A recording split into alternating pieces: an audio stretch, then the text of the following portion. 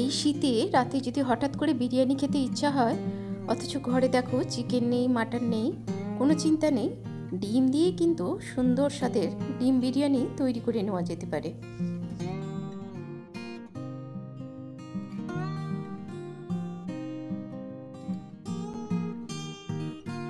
নমস্কার বন্ধুরা, সবাইকে জয়ের কথা চ্যানেলে স্বাগত জানাই।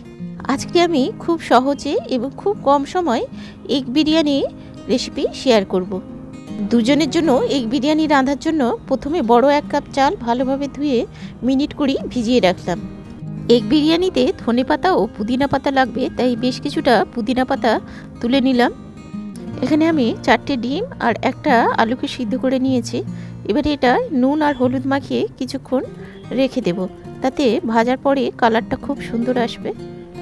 এখন একটা বড় পাত্রে তেজপাতা, এইভাবে কিছু গরম মশলা এবং অল্প একটু নুন দিয়ে আমি ভিজিয়ে রাখা চালটাকে 90% সিদ্ধ করে নেব। এদিকে চালটা সিদ্ধ হতে হতে আমি এখানে কড়াইতে প্রথমে একটা মাঝারি মাপের পেঁয়াজকে এইভাবে ঝিরিঝিরি করে গোল্ডেন ব্রাউন করে ভেজে নেব। এগ বিরিয়ানি কিন্তু খুব কম সময় এবং খুব সহজেই রেঁধে ফেলা যায়। আর বাড়িতে সব সময় চিকেন বা মাটন থাকে না, তখন কিন্তু সহজেই এই এগ বিরিয়ানিটাও রেঁধে ফেলা যায়। এখানে আমি ডিম আর আলুটাকেও এইভাবে একটু লাল লাল করে ভেজে নিলাম। এখানে দেখো আমার ভাতটা হয়ে এসছে। আমি এবারে গ্যাসটা বন্ধ করে ভাতটা খুব ভালোভাবে জল ঝরিয়ে নেব। এখন আমি 1 চামচ রসুন, 1 চামচ আদা এবং 1.5 চামচ মতন পেঁয়াজ বাটা দিয়ে খুব ভালোভাবে মশলাটাকে কষে নেব। এখন এই মশলার মধ্যে আমি একটুখানি কাঁচা লঙ্কা দিয়ে দিলাম 1/2 চামচ নুন, 1/2 চামচ চিনি, 1/2 চামচ কাশ্মীরি লঙ্কা গুঁড়ো। এখন মশলাটাকে লো ফ্লেমে একটু ভালোভাবে কষে নেব। এবারে আমি এতে একটা ছোট টমেটো পেস্ট করে দিয়ে দিলাম। টমেটোটা খুব ভালোভাবে কষে নিয়ে আমি এখানে দিয়ে দিলাম 1/2 চামচ গরম মশলা এবং 2 চামচ নুন দিয়ে ফেটানো দই।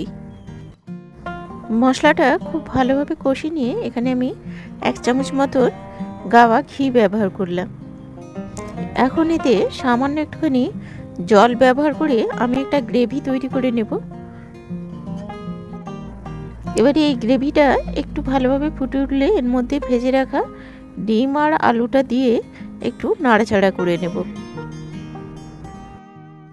ডিম আর আলুটা মশলার সঙ্গে খুব ভালোভাবে মিশিয়ে একটু ফুটে উঠলে আমি কিন্তু এবারে গ্যাসটা বন্ধ করে দেব, কারণ আমি এখানে বিরিয়ানির লেয়ারটা তৈরি করব।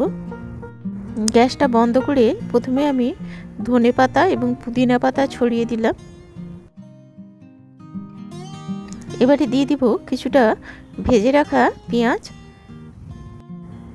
এবারে দেখো এই যে গরম মশলাগুলো নিয়েছি, এগুলো আমি গুঁড়ো করে এর উপরে কিছুটা দিয়ে দিব এবং এরপর 90% সিদ্ধ করে রাখা ভাতটা এর উপরে দিয়ে একটা আমি লেয়ার তৈরি করে নিলাম। এখন এই ভাতের উপরে আমি সেম প্রসেস রিপিট করব।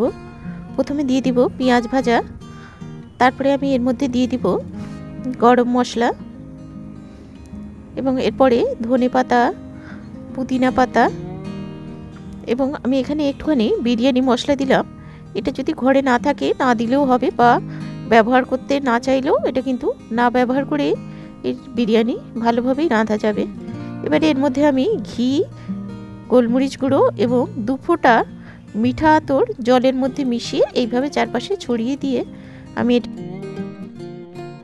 ফুটোটা একটা লবঙ্গ দিয়ে বন্ধ করে দিলাম এবং গ্যাসটা আমি জ্বেলে দিলাম। প্রথমে 2-3 মিনিট হাই ফ্লেমে, তারপর 5-6 মিনিট লো ফ্লেমে রান্না করলেই আমার এগ বিরিয়ানি তৈরি হয়ে যাবে।